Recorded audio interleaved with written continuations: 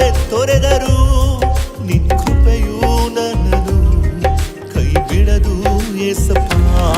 ನನ್ನ ಬಿಟ್ಟು ಕೊಡದ ದೇವ, ಪ್ರತಿ ಕ್ಷಣವೂ ಜೊತೆಯಲ್ಲಿರುವೆ. ನಿನ್ನದೆಲ್ಲ ನನ್ನದೇ ನನ್ನದೇಸುವೆ. ನನ್ನ ತಳ್ಳಿ ಬಿಡದ ದೇವ, ನಿನ್ನ ಬಿಟ್ಟು ಬಾಳೆನಯ್ಯ.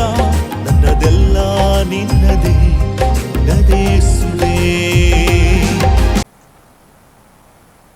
ಕರ್ತರ ನಾಮಕ್ಕೆ ಮಹಿಮೆ ಉಂಟಾಗಲಿ.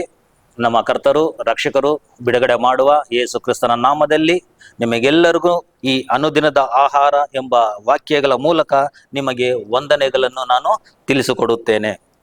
ಈ ದಿನದ ವಾಗ್ದಾನಕ್ಕಾಗಿ ನಾವು ನೋಡೋಣ. ನನ್ನ ಜೊತೆಯಲ್ಲಿ ನೀವು ಕೂಡ ಓದಿಕೊಳ್ಳಿರಿ. ಅಪೊಸ್ತಲರು ಬರೆದ ಪತ್ರಿಕೆ 10ನೇ ಅಧ್ಯಾಯ 7ರಿಂದ 12 ವಾಕ್ಯಗಳವರೆಗೂ ನಾವು ಓದೋಣ. ಅಪೊಸ್ತಲರ ಪತ್ರಿಕೆ 10ನೇ ಅಧ್ಯಾಯ 7ರಿಂದ 12 ವಾಕ್ಯಗಳು.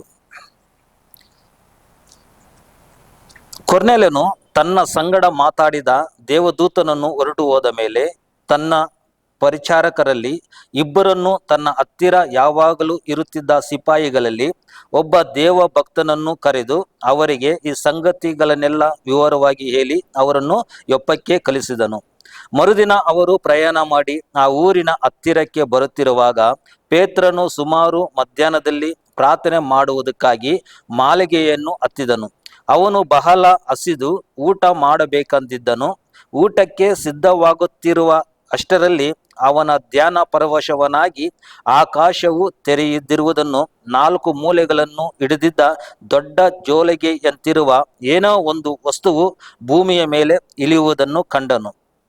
ಅದರೊಳಗೆ ಸಕಲ ವಿಧವಾದ ಪಶುಗಳು, ನೆಲದ ಮೇಲೆ ಹರಿದಾಡುವ ಕ್ರಿಮಿಕೀಟಗಳು, ಅಂತರಿಕ್ಷದಲ್ಲಿ ಹಾರಾಡುವ ಹಕ್ಕಿಗಳು ಇದ್ದವು. ನಾವು ಪ್ರಾರ್ಥಿಸಿಕೊಳ್ಳೋಣ. ತಂದೆಯಾದ ದೇವರೇ, ನಮ್ಮನ್ನು ಅಧಿಕವಾಗಿ ನೀನು ಪ್ರೀತಿಸುವ ದೇವರು ಅಪ್ಪ, ಈ ವಾಗ್ದಾನದ ಪ್ರಕಾರವಾಗಿ ಪೇತ್ರನಿಗೆ ಯಾವ ರೀತಿ ಆಹಾರವನ್ನು ಕೊಟ್ಟಿದೆಯೋ ಅದೇ ರೀತಿಯಲ್ಲಿ ದೇವರೇ, ಈ ದಿನದಲ್ಲಿ ಈ ವಾಗ್ದಾನಗಳನ್ನು ಕೇಳುತ್ತಿರುವ ನೋಡುತ್ತಿರುವ ಪ್ರತಿಯೊಬ್ಬರಿಗೂ ರಕ್ಷ ಅವ್ರಿಗೆ ಬೇಕಾದ ಅಗತ್ಯಗಳು ಯೇಸು ಕ್ರಿಸ್ತ ನಾಮದಲ್ಲಿ ನೀನು ಸಂಧಿಸಿಕೊಟ್ಟಿದ್ದಕ್ಕಾಗಿ ನಿನಗೆ ಸ್ತೋತ್ರ ಮಾಡುತ್ತೇನೆ. ಒಬ್ಬೊಬ್ಬರನ್ನು ಆಶೀರ್ವದಿಸು, ಒಬ್ಬೊಬ್ಬರನ್ನು ಬಲಪಡಿಸು.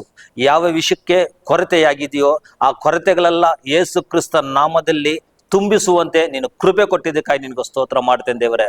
ಒಬ್ಬೊಬ್ಬರನ್ನು ದೇವರೇ ನೀನು ಆಶೀರ್ವದಿಸು ದೇವರೇ. ಸುಸ್ವಾಮಿ ಯೇಸು ಕ್ರಿಸ್ತನ ನಾಮದಲ್ಲಿ ಪ್ರಾರ್ಥನೆ ಮಾಡ್ತೀನಿ ತಂದೆ, ಆಮೆನ್. ದೇವ್ರ ತಾನೇ ನಿಮ್ಮೆಲ್ಲರನ್ನು ಆಶೀರ್ವದಿಸಲಿ.